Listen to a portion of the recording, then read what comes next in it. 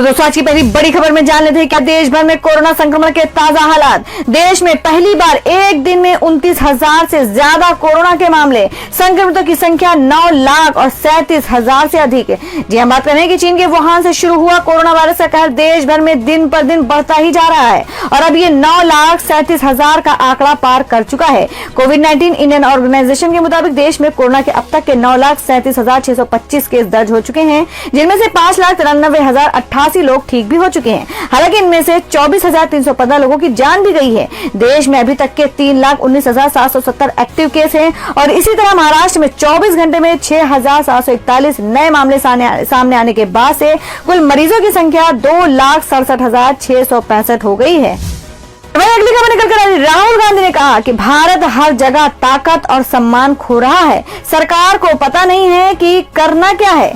जी हां, आपको बता दें कि कांग्रेस नेता राहुल गांधी ने बुधवार को मोदी सरकार की विदेश नीति पर तीखा हमला करते हुए कहा है कि देश हर जगह ताकत और सम्मान खो रहा है और सरकार को पता ही नहीं है कि वो क्या कर रही है। राहुल गांधी ने कहा कि भारत की वैश्विक रणनीति पूरी तरह से फेल हो रही है। दरअसल ईरान के द्वारा चाबहार रेल प्रोजेक्ट से भारत को हटाने पर कांग्रेस नेता ने मोदी सरकार को घेरा है। इस प्रोजेक्ट को लेकर राहुल गांधी ने ट्वीट किया, हम हर जगह अपनी ताकत और इज्जत खो रहे हैं, लेकिन भारत सरकार को पता ही नहीं है कि वो क्या कर रही है। सरकार की रणनीति पूरी तरह से फेल हो रही है। उन्होंने एक मीडिया रिपोर्ट का हवाला दिया और जिसमें दावा किया गया है कि ईरान के चाबहार रेल परियोजना से भारत को धन की देरी का हवाला देते हुए बाहर कर दिया है। और वही अगली खबर में आपको बता दें कि सीबीएसई के छात्रों को प्रधानमंत्री मोदी का संदेश, कहा जिंदगी को जी भर कर जियो, उम्मीद कभी न छोड़ो। जी हां, हम बात कर रहे हैं कि प्रधानमंत्री नरेंद्र मोदी ने 10वीं और 12वीं के कक्षाओं के केंद्रीय माध्यमिक शिक्षा बोर्ड सीबीएसई परीक्षा में पास हुए अपने युवा साथियों को बुधवार को बधाई दी। उन्होंने कहा कि जो इस नतीजे से खुश नहीं है उन्हें यह याद रखना चाहिए कि एक परीक्षा ये परिभाषित नहीं करती कि वे कौन है। प्रधानमंत्री ने ट्वीट कर कहा कि 10वीं और 12वीं की सीबीएसई परीक्षा में पास मेरे युवा साथियों को बधाई, मैं आप सभी के उज्जवल भविष्य की कामना करता हूं। उन्होंने कहा कि जो इन परिणामों से खुश नहीं हैं, उनसे वे कहना चाहते हैं कि एक परीक्षा ये परिभाषित नहीं करती कि वे कौन हैं। दोस्तों अगली बड़ी खबर निकल कर आ रही है कि अमेरिका ने चीनी कंपनी के कर्मचारियों पर लगाए प्रतिबंध, मानवाधिकार हनन का आरोप। जी आपको बता दें कि अमेरिका ने चीनी कंपनी हुवेई के कुछ कर्मचारियों पर प्रतिबंध लगा दिए हैं। अमेरिकी विदेश मंत्री माइक पोम्पियो ने इसको लेकर ट्वीट किया है। माइक ने कहा है कि अमेरिकी विदेश विभाग मानवाधिकार हनन को लेकर जिम्मेदार व्यक्तियों पर वीजा प्रतिबंध लगाएगा, जिसमें चीनी प्रौद्योगिकी कंपनी के कर्मचारी भी शामिल है। अमेरिका और चीन के रिश्ते में कुछ दिनों से तनाव देखने को मिल रहा है। अमेरिका ने हाल ही में उइगर मुस्लिमों के मानवाधिकार उल्लंघनों के आरोपों को लेकर चीन के शिनजियांग क्षेत्र के प्रमुख चेन क्वांगू सहित 4 चीनी अधिकारियों पर प्रतिबंध लगाए गए हैं और इन अधिकारियों में सत्तारूढ़ कम्युनिस्ट पार्टी का एक क्षेत्रीय प्रमुख भी शामिल है। और वहीं अगली खबर में आपको बता दें कि आरबीआई के पूर्व गवर्नर राजन की चेतावनी, अगले 6 महीने में गंभीर हो सकती है एनपीए की समस्या। जी हम बात करें कि भारतीय रिजर्व बैंक के पूर्व गवर्नर रघुराम राजन ने मंगलवार को कहा कि हमारे देश का फाइनेंस सेक्टर गहरी मुसीबत में है। उन्होंने चेतावनी दी है कि अगले 6 महीने में बैंकों के फंसे कर्ज यानी एनपीए में अभूतपूर्व बढ़ोतरी हो सकती है। उन्होंने ये भी कहा है कि समस्या को जितनी जल्दी पहचान लिया जाए उतना अच्छा होगा। दिल्ली स्थित आर्थिक थिंक टैंक एनसीएईआर द्वारा आयोजित एक वेबिनार को संबोधित करते हुए राजन ने कहा कि महामारी से प्रेरित मंदी सामान्य मंदी से अलग है। कोरोना संक्रमण के प्रसार को रोकने के लिए देशव्यापी लॉकडाउन का लगभग सभी कंपनियों पर प्रतिकूल प्रभाव पड़ रहा है और उनमें से कई कंपनियां लोन की किस्तें लौटाने में कठिनाइयों का सामना कर रही हैं। राजन ने यह भी कहा कि अगर हम वाकई में एनपीए के वास्तविक स्तर को पहचानते हैं तो अगले 6 महीने में गैर निष्पादित परिसंपत्ति एनपीए का स्तर काफी अप्रत्याशित होने जा रहा है। और वही अगली खबर में आपको बता दें कि मैं मुलायम सिंह यादव का ट्रेलर आउट, जानिए कब रिलीज होगी नेताजी की बायोपिक।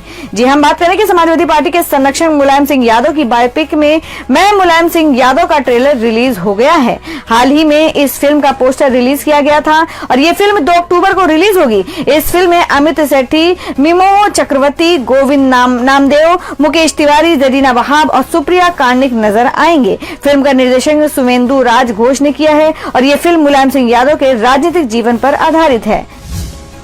और अब अगली खबर निकल कर आ रही है, कांग्रेस ने कहा बीजेपी में नहीं जाना चाहते हैं तो होटल से बाहर आए, भाजपा नेताओं से बंद करे बातचीत। जी हम बात कर रहे हैं कि राजस्थान के सियासी घमासान के बीच कांग्रेस ने एक बार फिर सचिन पायलट से वापस आने को कहा है। कांग्रेस प्रवक्ता रणदीप सुरजेवाला ने कहा, हमने मीडिया में आए सचिन पायलट के बयान को सुना है, वे बीजेपी में नहीं जाना चाहते हैं। मैं उनको कहना चाहता हूं कि वो भाजपा में नहीं जाना चाहते हैं तो हरियाणा की बीजेपी सरकार की मेहमान नवाजी छोड़कर जयपुर लौटे। उनको भाजपा नेताओं से किसी भी तरह की बातचीत बंद करनी चाहिए। रणदीप सुरजेवाला ने कहा कि सचिन पायलट से पार्टी ने यह भी कहा है कि अगर आपके पास बहुमत है तो विधायक दल की बैठक में इसे साबित कर दे। सुरजेवाला ने कहा, सचिन पायलट से बार बार यह आग्रह किया है कि आप वापस आइए और विधायक दल की बैठक में हिस्सा लीजिए। हमने उनसे कहा है कि अगर आपको लगता है कि कांग्रेस विधायक दल का बहुमत आपके पास है तो आइए और विधायक दल की बैठक में अपना बहुमत साबित कीजिए और जो अपना अधिकार है उसे ले लीजिए। कांग्रेस विधायक दल की एक नहीं, हमने दो बैठक बुलाई है। तो दोस्तों, खबर में आगे बढ़ने से पहले जान लेते हैं आज के माइंड को उसके सवाल को। आज का सवाल है, आपको बताना है कि मलेशिया की राजधानी कहाँ है। इसका जवाब आपको वीडियो नीचे कमेंट बॉक्स में देना है और सही जवाब देने वाले को रैंडमली सिलेक्ट किया जाएगा और वो जीत सकते हैं एक बम्पर पुरस्कार। बढ़ते अगली खबर की ओर।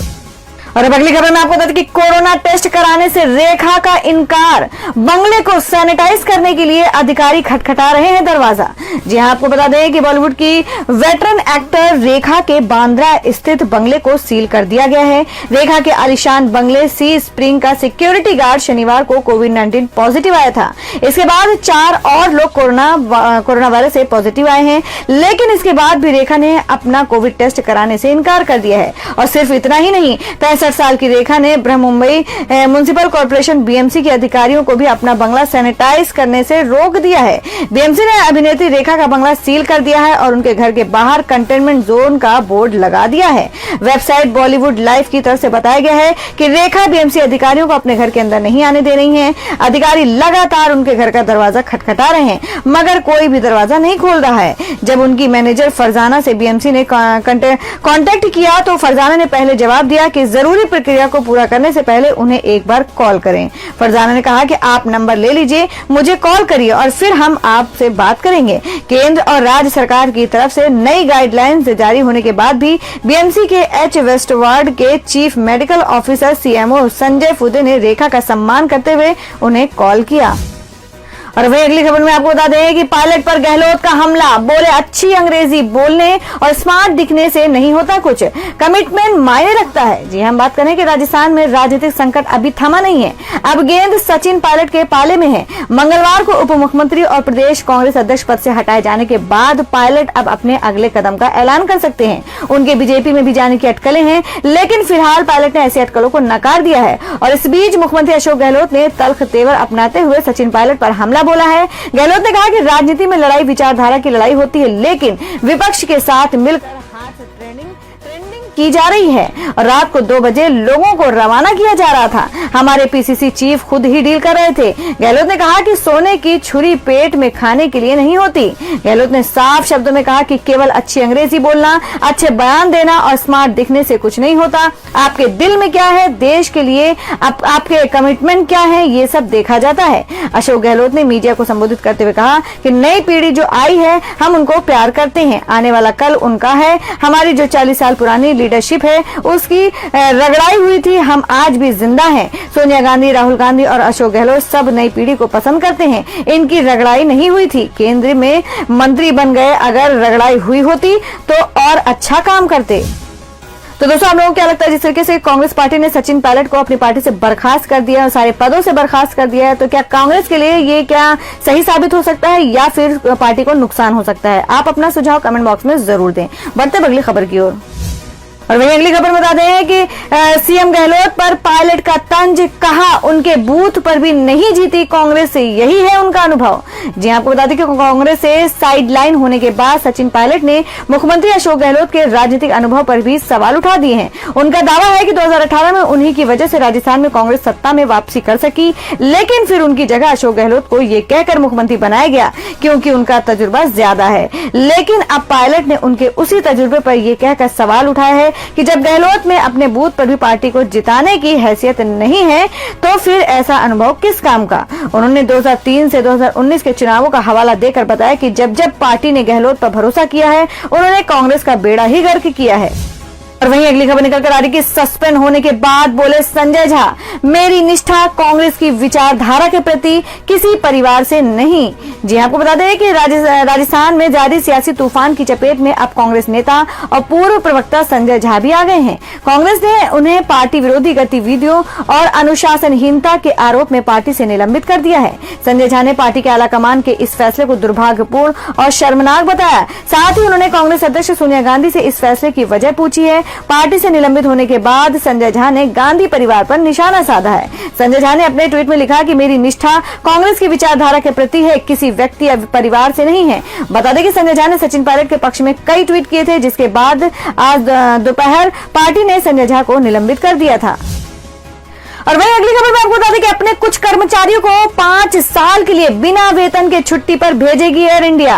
जी आपको बता दें कि कोरोना वायरस की वजह से देश में रोजगार का संकट लगातार गहराता जा रहा है। अब सरकारी विमानन कंपनी एयर इंडिया ने दक्षता, स्वास्थ्य और जरूरत जैसे पहलुओं के आधार पर कर्मचारियों की पहचान कर उन्हें 5 साल तक के लिए बिना वेतन अनिवार्य अवकाश पर भेजा जाएगा। इसकी प्रक्रिया कंपनी ने शुरू कर दी है। कंपनी द्वारा मंगलवार को जारी एक आधिकारिक आदेश के मुताबिक निदेशक मंडल ने कंपनी के चेयरमैन एवं एमडी राजीव बंसल को कर्मचारियों की क्षमता, प्रदर्शन की गुणवत्ता, दक्षता, स्वास्थ्य, पहले से ड्यूटी के समय, अनुपलब्धता आदि के आधार पर 6 महीने या 2 साल के लिए बिना वेतन के अनिवार्य छुट्टी पर भेजने के लिए अधिकृत किया है।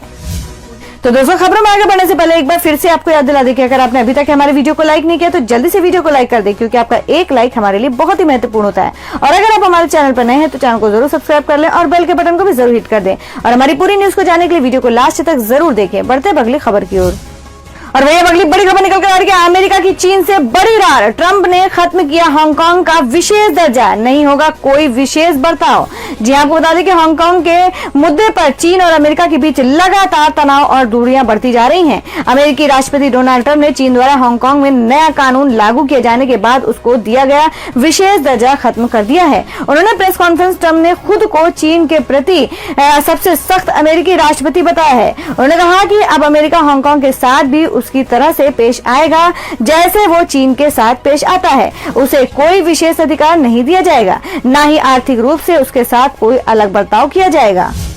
और अब खबर आ रही है कि रिलायंस ने की जियो टीवी प्लस की घोषणा। एक ही प्लेटफॉर्म पर नेटफ्लिक्स, प्राइम वीडियो जैसे 12 ओटीटी की सेवाएं।